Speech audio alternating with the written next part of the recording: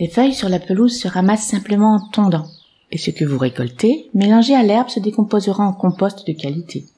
Les feuilles apportent l'humus, la tonte apporte l'azote. Si vous les regroupez en andins sur une pelouse tondue, votre tondeuse ne ramasse que les feuilles, qui seront légèrement broyées. Ce matériel est précieux pour le jardinier. Il fait un paillage aéré qui se transformera en humus, utile sur le potager, dans les massifs de vivaces ou autour de vos plantes frileuses comme cette sauge amistad, dont la souche sera ainsi protégée du froid.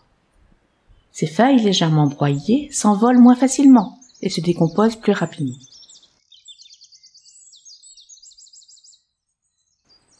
Les feuilles mortes sont un bon isolant contre le froid. Pour protéger le stipe d'un jeune palmier ou d'une fougère arborescente, ou simplement une plante qui démarre tôt en saison et sensible aux gelées printanières, on fabrique une colonne en grillage fin et souple. Avec une pince coupante, c'est très facile à faire. Quelques bâtons vont l'ancrer au sol et la rendre plus rigide. L'ensemble est même plutôt esthétique par rapport à un voile d'hivernage. Cette colonne permettra un paillage en volume. Cette fois, les feuilles seront collectées encore entières, de préférence des feuilles de taille moyenne.